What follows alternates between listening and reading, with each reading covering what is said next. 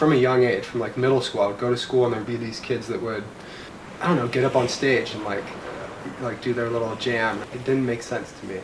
Like how they could be so comfortable in their own skin.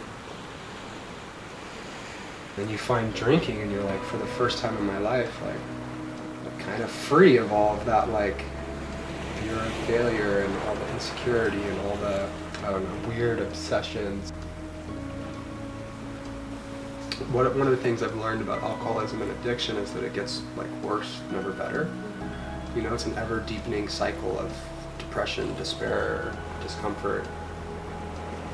But I met some dudes at treatment who like for the first time like kind of looked like me, kind of sounded like me. They surf and do jujitsu and sat there and talked to me, and I could tell like within like a couple minutes of talking to them that they'd been where I'd been and they weren't there anymore. And in that moment making the decision that like whatever it took, I wanted what these guys had and I was willing to do whatever it fucking took. I didn't care. I had everything any kid could ever want growing up. Like everything was handed to me. I had a very privileged upbringing. Looking back now, I can see there was always something that I felt like I was missing, or that I didn't quite feel whole, or I didn't quite feel enough, or I didn't quite feel like I belonged. I still like have this image in my head of sitting in a dorm room and I have drugs in my hand and really thinking to myself, like, is this really going to be the rest of my life? I think there was a small window of opportunity, a small window of hope where I was like, okay, maybe this time I can try it. And so I entered a women's treatment center in 2014 and have been sober ever since.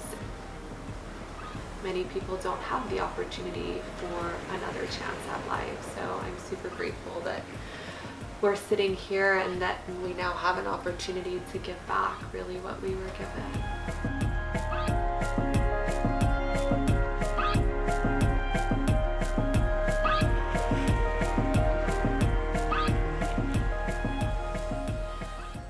We wanted to figure out a way of how do we combine our passions and our skills, me being a clinician, Ryan being a surf coach, and be able to make an impact and change people's lives. We decided around this time last year, do we do a nonprofit? And we were like, I don't know, I guess. Like this thing that I was trying to figure out and had been thinking about, she just came in and instantly knew where to take it. We run a number of different programs at Waves of Recovery. We normally start off on the beach, and then we always start with the mindfulness component, whether that is doing yoga together, meditation, sound healing. We also have mental health discussions that take place on the beach, and for us it's really about diving deeper into having more meaningful conversations with one another.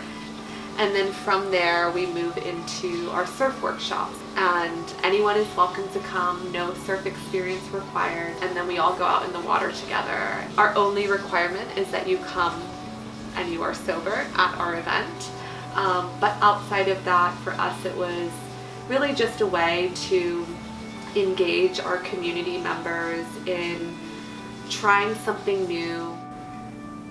This is a therapeutic modality that can really serve our community and can really, change the trajectory of someone's life who maybe has had difficulties entering mental health treatment or substance use treatment. There are so many barriers that we can talk about when it comes to accessing mental health treatment or substance use treatment. And so we really wanted to create a safe space for our community to come together.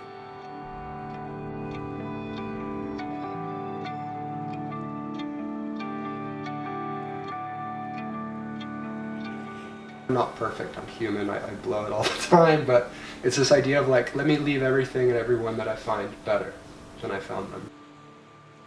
We were not supposed to do things alone in this world. We are a community.